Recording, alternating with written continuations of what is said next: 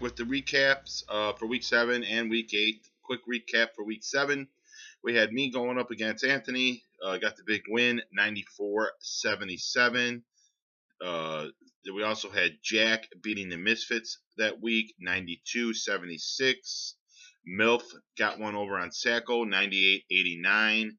As Jacob, even though he's barely paying attention, continues to have close games. Mark's Groot team upended the Monsters of Ruxin, 114-93.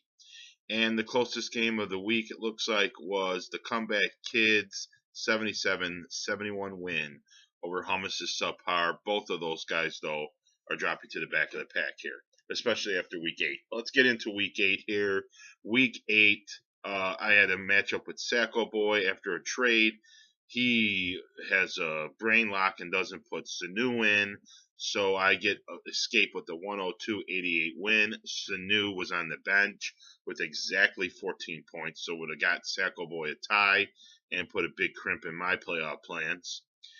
We had Will playing his dad. That wasn't much of a game. It was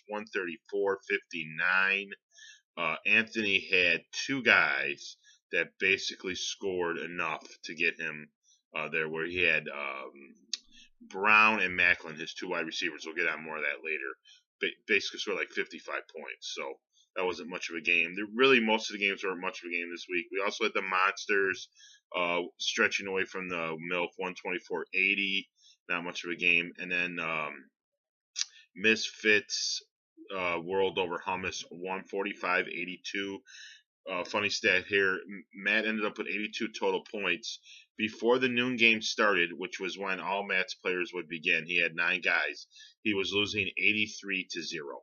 So he ended up scoring 82 points. So basically, the Misfits had enough points after his Thursday night game and the early London game on Sunday. And then the game of the week, or I guess the score of the week, was Jack's 181-80 win over Mark, 101-point win. Is not the most impressive point about that. Obviously, that's actually happened before. The 181 is a league record for the highest scoring week in league history. Another fact, though, each season, whoever had the highest scoring game did not win the Shiva. Now, we didn't call it the Shiva forever, but I went back and looked through the records, and the highest scorer of the season never won the league championship. So Jack better hope someone else scores more than 181, or he's going to fall right in line with that. All right, so players of the week, basically all of Jack's guys, minus McKinnon, the running back from Minnesota, deserve a shout out. He had career weeks from several of them. Gronkowski, the Pats defense, all of them chipped in mightily. Arian Foster had a nice big week. Rivers was just average, but at 20-something points. Again, his whole team was players of the week, minus McKinnon, who had just 8. Give a shout out to Tom Brady, even though Sacco Boy lost, he had 37 in a dominating performance. The Dolphins defense made Ruxin's win easier than it should have been with 27. Emmanuel Sanders put 30 up last Thursday night to get the ball rolling for the Misfits. As I mentioned, they had an 83-point lead, and Matt never caught up. And then, as earlier mentioned, Macklin and Brown had 55 points each together to basically give Anthony a win almost alone.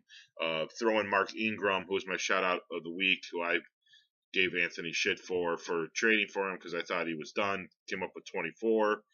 Big game for Mark Ingram. My chokers this week, I got a few. Jordy Nelson and Steve Smith put up a combined 5 for Will, so that was kind of bad. And then a few other guys who had rough matchups but didn't do much. Marshawn Lynch, Julius Thomas, and Brandon Marshall all had really rough weeks, so they definitely did not live up to their standards. Although Marshall hasn't lived up to the standard the whole season, I'm not sure if it's his fault or Jay's, but he's been just average at best. All right, this week's matchups for the second time this season, for some reason, me and Mark are going at it. That's going to be a good game. We got Jack going up against the MILF. We have Matt. It would a rematch against Ruxin. Matt's 2-6, but one of those wins was a blowout win over Ruxin, so he's hoping up, I think, for that again.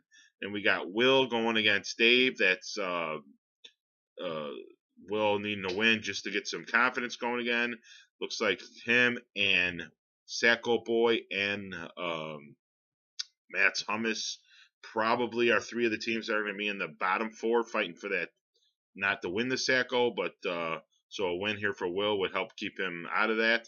And then the last game of the week, we got AD going up against Sacco Boy. You know, like I said before, we keep saying this is a bye week, but he's had some close games, and with some proper moves, he could start winning a few games. They did play earlier this season, first week of the year. Anthony won that game. Obviously, Sacco Boy only put up 50. Had Prater on suspension. Still has Prater. Prater's on bye this week. We'll see if Sacco Boy actually does something.